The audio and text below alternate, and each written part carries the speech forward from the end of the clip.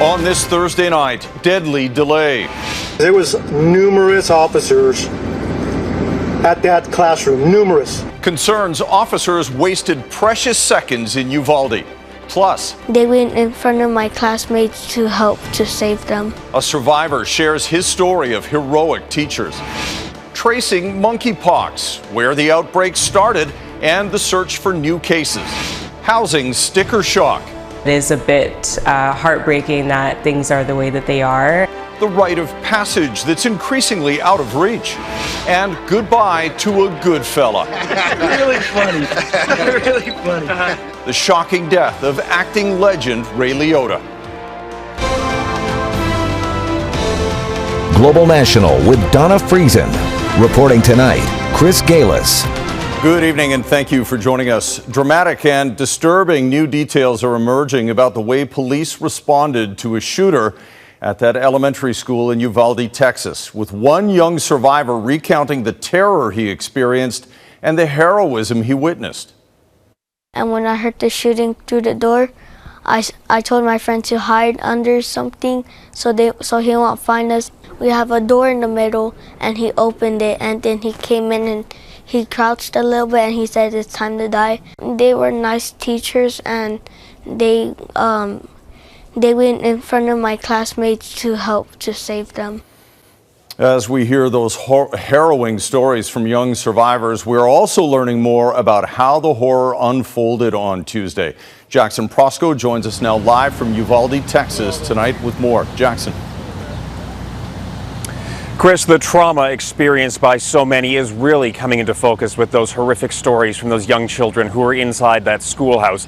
But of course, we know it's not just limited to those who are in the school. It impacts the entire community, a community that will likely never be the same. What was supposed to have been the last day of the school year became a day of mourning at Robb Elementary, where people came to lay flowers and pray before 21 white crosses. I just want this to stop. I want justice. It is impossible to comprehend the level of grief or the horrors witnessed by the children who survived. I just heard like 3 or 4 or 5 gunshots like coming. 9-year-old Adeline Garza hid in a second-grade classroom while the gunman was in a neighboring room full of students. 2 of her cousins were shot but survived. My cousin Leanne, she got shot on her nose and her leg. Like the bullet went through her nose and it cut off her nose. And then my cousin Kendall, like it went through her arm. During the nearly 1 hour the gunman was inside the school, parents rushed to the building, ready to put themselves in harm's way to rescue their children. They were held back by police as they begged to get inside. My cousin, my uncle tried to go get her, but the cops tackled him like 2 times. The police response is now under growing scrutiny. The gunman entered the school without meeting any resistance. The first officers to arrive say they were pushed back by gunfire. For the next hour, they say they attempted negotiations and rescued other students, while the shooter stayed in that classroom. Could anybody have gone there sooner? You gotta understand, small town. Yeah, people from Eagle Pass, from Del Rio, Laredo, San Antonio responding. Every hour I need thee. Questions now haunt this community. Why did this happen? What more could have been done to stop it? But answers will not bring back what has been lost. Thoughts and prayers offer little comfort. The anger palpable for those who've long fought for gun reform. How do you explain to Americans that this does not happen in other countries? I don't have to explain anything to anybody. We all know that this is not right. This doesn't happen anywhere else on the planet. This is completely of our making and our choosing. We know that U.S. President Joe Biden will visit Uvalde on Sunday. It's the second such trip he's had to make to the scene of a mass shooting in as many weeks. And of course, Chris, the prospects for him getting anything done politically are slim because of the gridlock that awaits him when he returns to Washington. That's the worst part of all of this. You touched on it a little bit in your report, Jackson, but we got a lot more detail about the timeline of the police response today. Take us through what we learned today and why people are concerned about it. That's right. It's this 1 hour between the initial police response when the gunman entered the building and his eventual death that is drawing a lot of scrutiny. And let's walk you through the timeline here that we got from police today. At 11:28 a.m., police say that the suspect crashed a pickup truck that he had stolen from his grandmother. Remember, she was his first victim, shot in the face, and she called 911. She did survive. After that crash, the suspect ran from the vehicle with a rifle and a bag of ammunition. He fired on two nearby witnesses near the school, missing both. And 12 minutes later, 11:40 a.m., he entered Rob's elementary school and started firing. 4 minutes after that, local police and the school district police entered the school. They came under heavy fire, retreated, and requested backup. And 1 hour later, it was a member of the U.S. Border Patrol's tactical team that then entered the school and shot and killed him. And again, Chris, we know that during that time, there were evacuations of students underway, but many people wondering what more could have been done in that precious hour that was lost. Still so many questions to be answered. Thank you very much, Jackson. Jackson Proskow in Uvalde tonight. As the Uvalde community mourns those killed in the deadly shooting, several more children are still fighting for their lives in hospital. And some of the most seriously injured were taken to San Antonio. That's where Heather Yourex-West is for us tonight. Heather? Chris, San Antonio's University Hospital is a level 1 pediatric trauma hospital, and they have been through mass shootings before. So teams were at the ready when the call came in about what happened in Uvalde. And while there are some young patients still being treated by trauma teams here today in serious and critical condition, many of the victims never made it this far. Among the many tragic losses in Uvalde, there are also incredible stories of survival. Quick thinking saved 11-year-old Mia Cirillo's life. Mia got some blood and put it on herself so she can pretend that she was dead.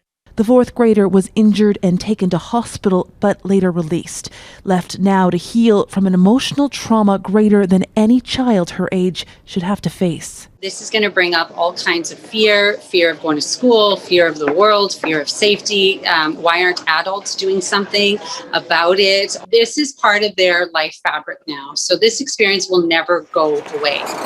At University Hospital in San Antonio, 3 little girls ages 9 and 10 remain in hospital, listed in critical but stable condition. Doctors credit the lessons from another mass shooting for saving their lives.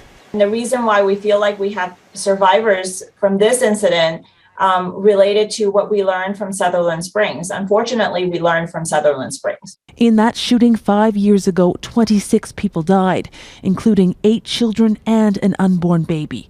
When a gunman opened fire at a South Texas church, medical trauma teams here never imagined they'd face the same horror a second time. It's why so many in this heartbroken community are doing whatever they can to lend a hand. It's really devastating. I think all of Texas is probably pretty heartbroken right now about what happened. Now, there is some hopeful news here. Doctors say some of the patients may be able to be released later this week so they can continue their recovery at home with their families.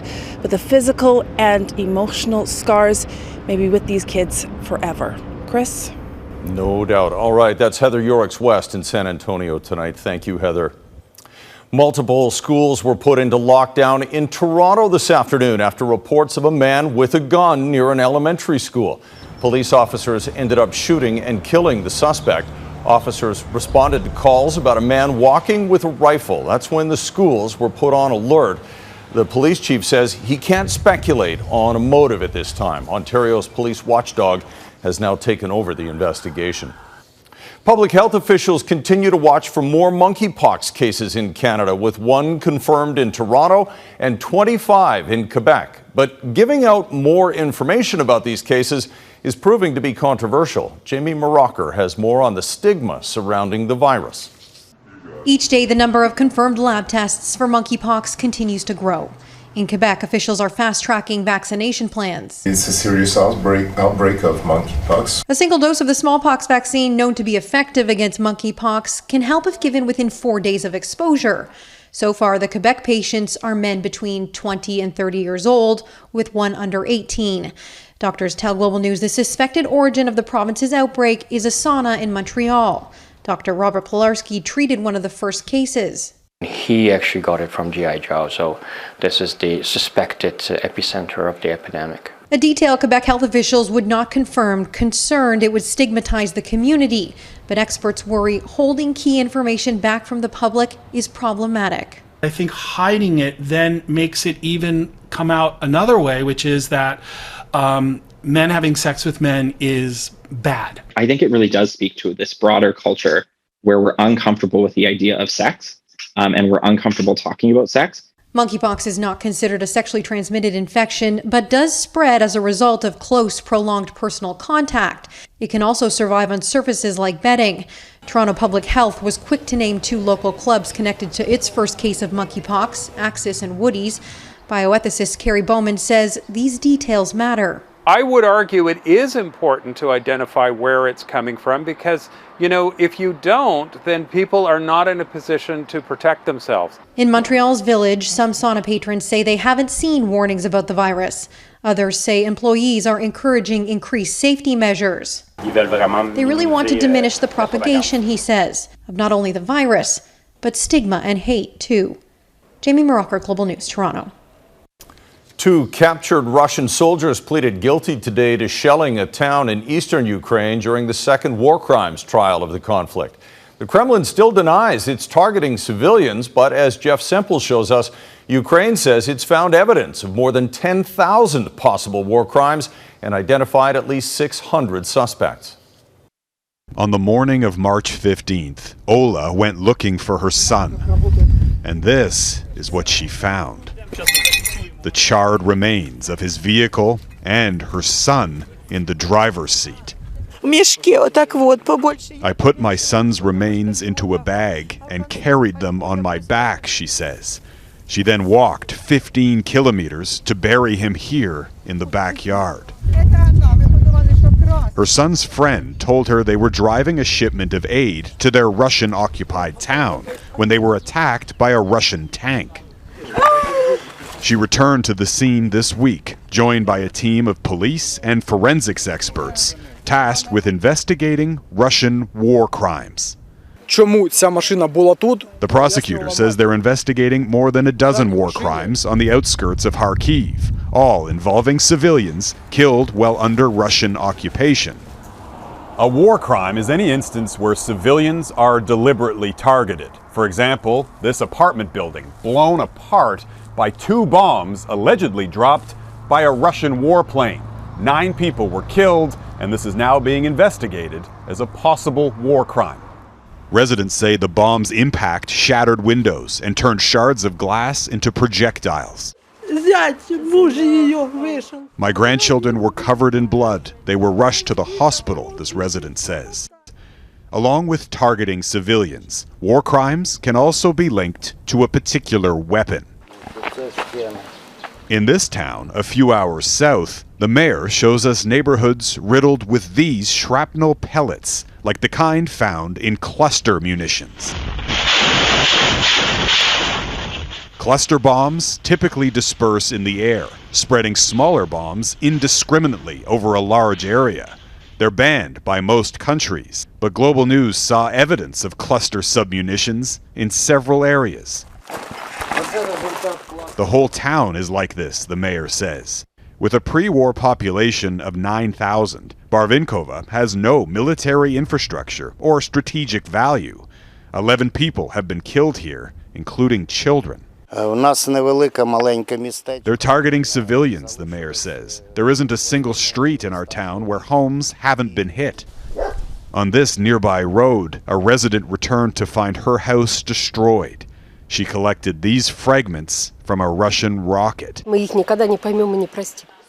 I don't understand why the Russians are doing this, she said.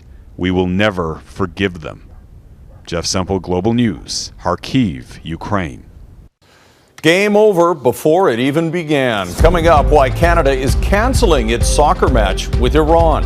Plus, the man leading a monumental forensic investigation at former residential schools.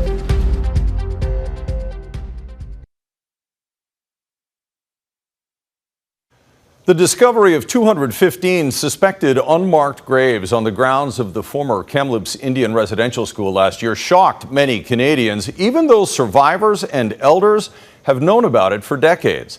The Tecumloops-Teshwetmik First Nation is trying to identify and repatriate the remains, but Yourex-West shows us it's a monumental undertaking that could take years.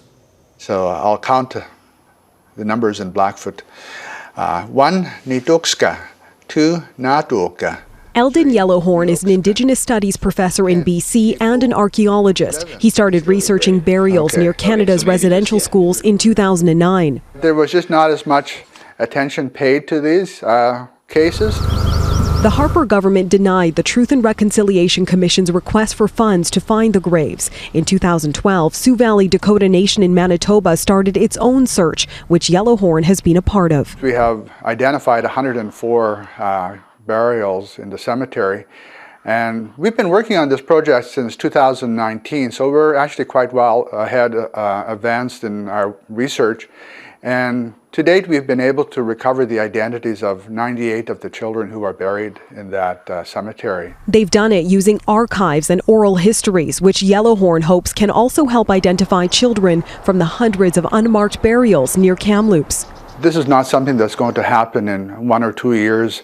In fact, I would say we should be planning for 30 or 40 years.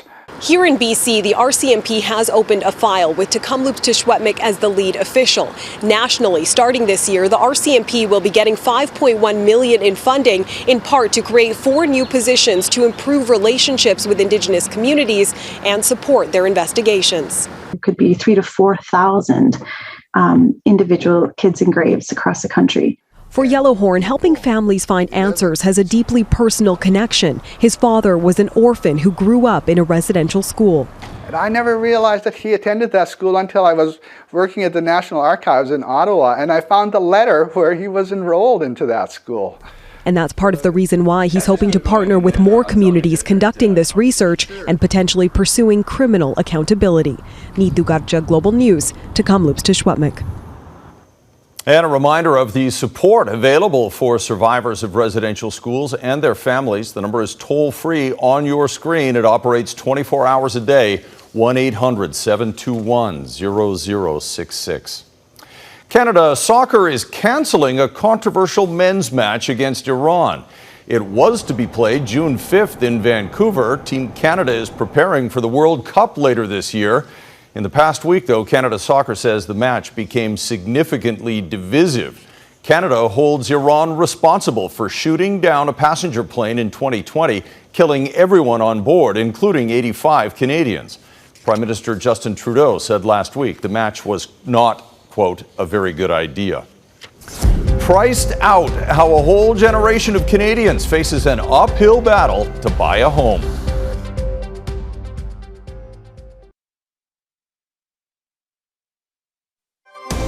You're watching Global National.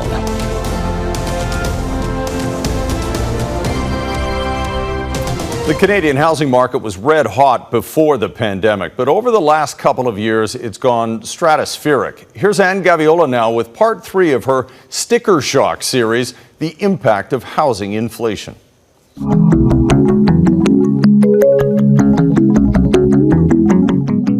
33-year-old Tembecca Pratt has dreamt of home ownership for a decade. It is a bit heartbreaking that things are the way that they are, and the prices are a little bit much. Together, she and her fiancé make nearly $200,000 annually. They're more than average earners.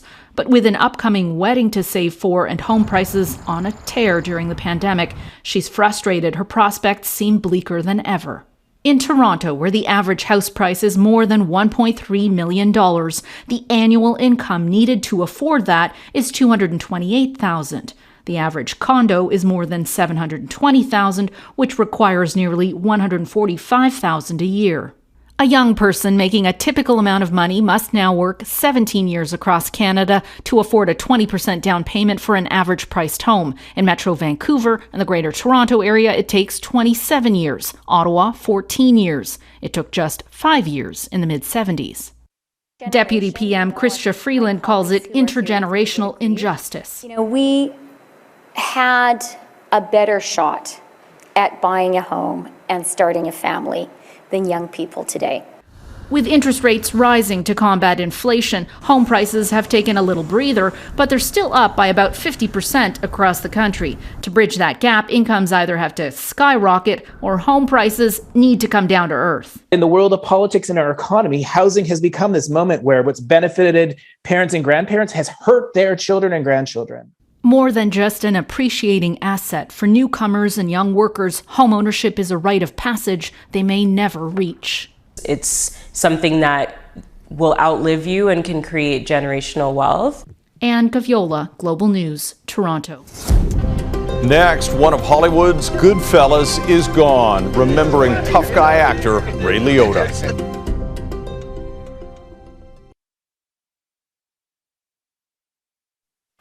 Ray Liotta is one of Hollywood's biggest names, star of Goodfellas and Field of Dreams, known for his tough-talking characters and charismatic screen presence. His sudden death at 67 comes as a big shock. And Mike Drolet takes a look back at Liotta's stellar career. Let's go. You're gonna regret this. Life's full of regrets. No. You are really gonna regret this. What we never regretted was Ray Liotta on screen. That glare he shot Kevin Costner. Mesmerizing. It didn't matter who else was in the scene, Liotta could find a way to stand out. You're a funny guy. That role in Goodfellas opened doors the rest of his career, even if you didn't fully understand his appeal. I just want to play pretend. That's it. That's what I like. That's what I like about this. Liotta was New Jersey born and seemingly born for the roles he'd be cast and typecast in. So much tragedy in your life. Lorraine Bracco, who played his wife in Goodfellas, said the best part of making the movie was Ray. Seth Rogen, his co-star in Observe and Report, called him a lovely, talented, and hilarious person. He certainly was. Can I come back again? Oh, if only you could, Ray. If only you could. That is Global National for this Thursday. I'm Chris Galis. Tonight's Your Canada is Atlin, British Columbia, where locals like to boast it's the most beautiful place on earth. Thanks very much for watching. Hope to see you here again tomorrow night. Have a great night.